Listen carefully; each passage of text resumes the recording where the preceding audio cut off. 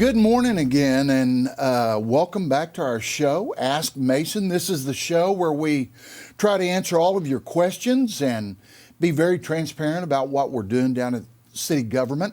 I've got Derrick Silas with me, the director of the communications department. Always want to encourage everyone to send in your questions.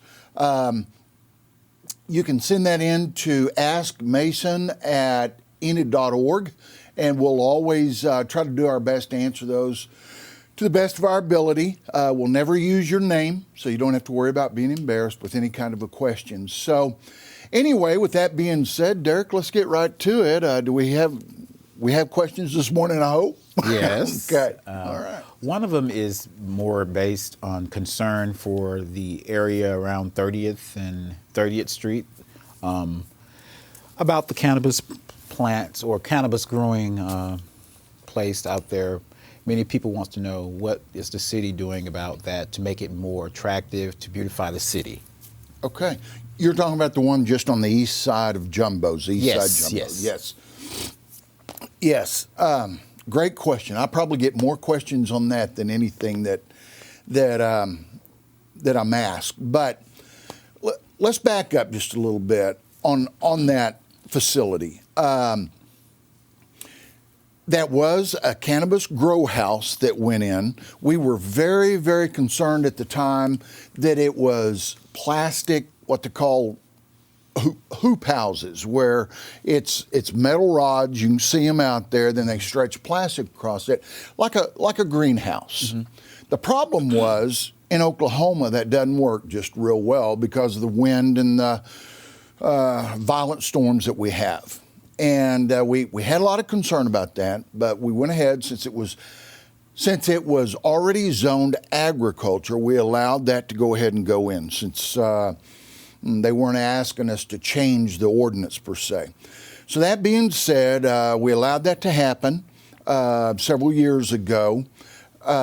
It never really went well. I don't know if people realize it or not, but there's over 8,000 grow houses in the state of Oklahoma. So way overproduced. It's just cut the value out of that market terribly. So that's why you see a lot of those facilities going out now. It's kind of what happened here. They've gone out of business. They do not have a license out there anymore. Because they did not renew their license. And the problem is, I believe that property, the owner of that property possibly has gone through maybe a divorce. There's some contention on who actually owns that property. But as a city, we're not going to allow that to continue out there. It is absolutely a nuisance. We've tolerated it. No one seems to want to go in there and clean that up.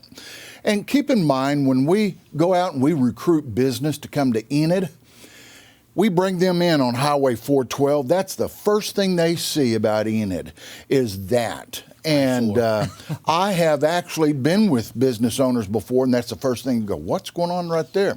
Looks horrible. So in the coming months, I hope sooner than that, we intend to do everything inside of our ability and our power to go in there and clear that out. We cannot allow that to continue. And moving forward, though, we went in several months ago and we did an overlay, an ordinance overlay, on all of our downtown, which is much larger. That overlay is much larger than just the 2-block downtown area, to where no other grow houses can be put in there. And we went farther than that. In a ordinance that we passed, if someone wants to come in with a grow house, we have now come in and written specifications like we would for any other type business, and where they have to be located in our industrial park. You know, sometimes these groups, they want to say, well, we're ag, we need to follow these rules. Then when they don't comply with that, they go, well, we're actually an industry, so we want to follow these rules. And at the end of the day, we now specify these are the regulations. If you're going to have a facility. It's got to be in this type of building. And that'll stop some of that with someone showing up with a roll of plastic and a few metal bars and just ruining the view of Enid as you come in. So I hope that will go away sooner than later. So it's been a long process. We couldn't do it as long as they had a license because we'd given permission. But that license is gone now and was not renewed, and they've been out of business more than a year, so they cannot renew that license. Okay. So I'm excited. I think we're finally going to make some headway on that. Very good. Okay. Derrick, there was another question. You don't have it because I was asked this personally this week. And I get this question a lot also. And the way it was phrased to me was, why are y'all not doing more about that library? You know, and I go, what are you talking about? I mean, we're very involved in the library. He goes, well, some of the literature that you allow to come in, and you're not doing anything about that. So I had a nice long conversation with that person. I think there are a lot of misconceptions about that library. First of all, that's funded with public money. Therefore, we have to follow the rules of not being partial or what's the word I'm looking for? To be prejudiced against any one group, right? Yes. Federal law decided that a long time ago. So we are limited as a community. We can't say, hey, we don't want this material, but we'll take this material, right? I mean, we just can't do that. Now, what we've done over there, though, to help with this is I believe that all material, whether you go to a movie, whether you go to check out a book, you go into a store, I think things need to be age appropriate, right? So we've gone through our entire collection. We continue to do that. And anything that might be in a young adult section, we moved upstairs to the adult section, right? And that really did help. That helped a lot. We've also, I don't know if you noticed or not, our library staff completely flipped the entire collection on that first floor. Now, I don't know how many books that is, but I know that we've got 57,000 total books in that collection. So I would think the lion's share of that's down the first floor. But they flipped all that from one side to the other so that the children's section could be down closer to the bathroom, so that I know we have a lot of folks that come in there and stay warm and some things like that. This allows parents with young children, when they have to take one of the two or one of the three children to the bathroom, to actually be closer to where those kids are. They're not separated across that whole facility, which I thought was a great thing that they did. And then just a few weeks ago, maybe a month ago, I lose track of time sometime, but we are now going in and on the application for a library card. If you are under 18 years old, the only way that you can get a card is to have a parent come in with you. Now, there will be a block on there that the parent can give permission for someone under 18 to check out every book in there, or they can choose not to allow them to do that without their permission. Right. So I know I hear people come up and say that we've got all these problems. Whenever I started as mayor, we sat down, we listed all those issues that we had over there. And I'm going to say we've worked very hard to correct all that.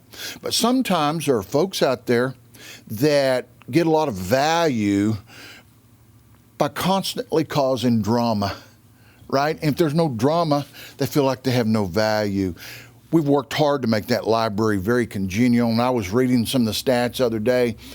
This past year, they've had almost 101,000 people visit that library. I mean, that's remarkable. So it's a wonderful place. It's safe for the children. you can go in there, and if you don't want your children to check out certain books, you can make that happen. You can make that happen. So we wanted to take that responsibility partly off of us and say, hey, parents, we want you to be involved in this. So if you're a parent that's concerned about that, come on down to the library, change your library card to make sure that your child cannot check out certain material. And I think our library continues to get better and better and better. But, you know, from time to time, you have to back up and go, hey, what are the issues? Address those right up front. And I think we've done that. So some of that stuff you're hearing around town, it's outdated and not correct. Okay. Okay? All right. Good solutions to problems. Yeah, yeah. And before we end, I want to make one quick plug for State of the City. Yes. Yeah, February the 2nd. We've got State of the City coming up. It'll be my first time to do a State of the City, so I'm excited about that. I know the communications team's been working very, very hard on that. I think partly because every time I bring you something, then I come back and I change it later on. So, but we're going to go in, we're going to talk about a few things that's gone on in 2023. I don't think that you can do a State of the City without looking back just a little bit, but I personally don't want to get so wrapped up in the past. I want to look at the future. Yes. What's coming to Enid, the things that we're doing that our city's going to look very different 5 years from now than it does today. Yes. And, you know, that starts now. Mm-hmm. And so I'm excited about it. It's open to the general public. I think you guys have an RSVP out there right now for people just so you can get a good count. Yes. So please do that. That is at on February 2nd. Yes. At the Stride Ballroom, the big room, and 11:30, I believe. Yes, it is. I probably need to learn that, don't I, so I can show up on time. And they can actually RSVP by going to enid.org/state of the city. Enid.org/state of the city. They can RSVP there. And then earlier in the day at 9 o'clock, I believe it's the State of the Base, isn't it? Out at Autry Tech. Yes. So that'll be very interesting also. I'll be at that also. So a lot of things going on in our community. It's a great place to live. I just think we have so many positive things going on in our community. So if you have questions, if you have concerns, askmason.org, enid.org. askmason@enid.org. That is correct. Yeah, and send in those questions. We'll do our very best to answer it. Until then, we'll see you in a couple weeks. Thank you. Bye.